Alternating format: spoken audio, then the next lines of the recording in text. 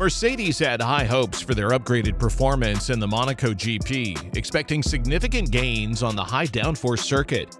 However, their optimism fell flat as Ferrari drivers and Alonso's Aston Martin proved faster.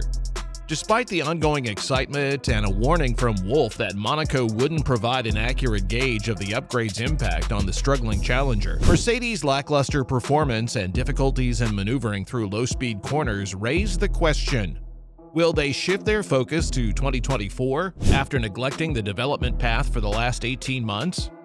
Since the start of the 2023 season, it became increasingly clear that the W14 faced substantial challenges due to its unchanged design from 2022, which was even further narrowed down. Hamilton, in particular, expressed dissatisfaction with the performance of both the W13 and W14, consistently questioning whether Mercedes should alter the car's design direction. The team likely would wait to heed the 7-time world champion's advice promptly. Although it's better late than never to introduce these upgrades, it's clear that Mercedes still needs to make significant progress, leaving them currently fighting for second place in the Constructors' Championship. Considering Red Bull's impressive performance at the start of the 2023 season, Russell's initial claim that the RB19 would win every race seems plausible. With Mercedes being the only viable long-term threat in introducing a new car design and having 17% extra time in the wind tunnels, the question arises, will this be sufficient to challenge the Austrian team later in the season, or are the Silver Arrows already out of contention? To grasp the significance of this question, it's essential to understand the extent of the upgrades Mercedes brought to Monaco. The team's main struggle revolves around a lack of real downforce, a stark contrast to their abundance of it last year. Unfortunately, this scenario is far from ideal as the car frequently contacts the ground, leading to a porpoise or bottom-down effect. However, the absence of rear downforce increases drag, posing significant challenges on track sections that require this characteristic, particularly in slow and medium-speed corners commonly found in street circuits like Monaco or Bahrain. However, what caught our attention the most when observing the W13 and W14 were the side pod designs. They stood out as remarkably different from the rest of the grid, appearing highly innovative. Unfortunately, these unique designs failed to provide any advantage to the Silver Arrows. We applaud Mercedes for their willingness to experiment and believe in pushing boundaries to gain an edge over the competition. In the world of motorsport, success often hinges on innovation and distinctiveness. However, the outcome fell far short of Mercedes' initial hopes when introducing this concept in Bahrain last year. With the new side pod design resembling a blend of Red Bull and Ferrari, Mercedes did manage to secure 4th and 5th place finishes in the race. Nevertheless, their qualifying session left their fans bewildered. Adding to the perplexity, Hamilton's unusual crash during FP3 in Monaco was attributed to his unfamiliarity with the car and his desire to test its limits. Russell's performance in the qualifying session also raised questions, as he finished in 8th place.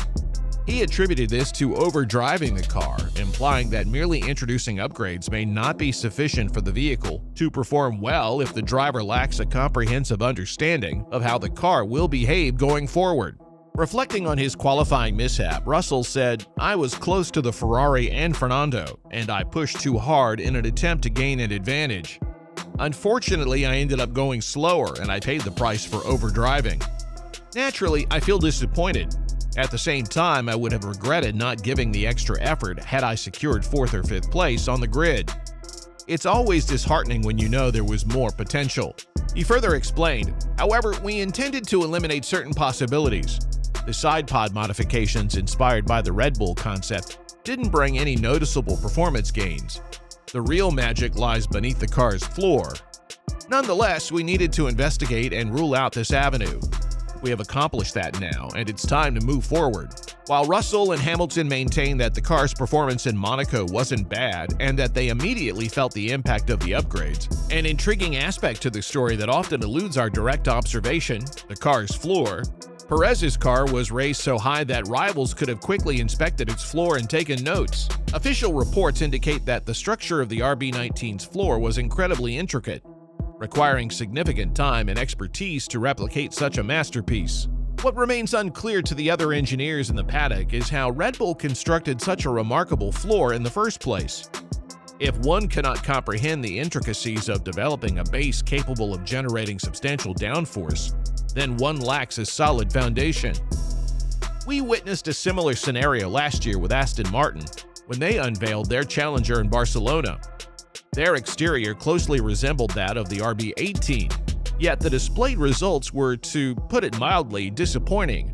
Hamilton has also highlighted this, emphasizing that the side pod design alone won't address most of the issues, particularly in the era of ground effects cars, where the floor plays a crucial role in generating downforce.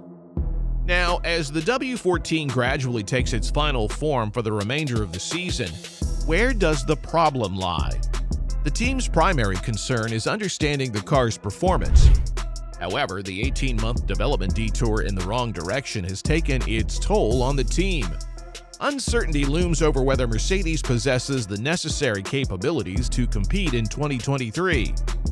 George Russell once again commented on the upgrades, alluding to something that F1 experts hinted at, but fans hoped wouldn't be true. The new side pods could transform the car into a genuine contender on the track. In discussing this topic, the young British driver remarked, "Everything is going according to plan, and I don't have any major concerns.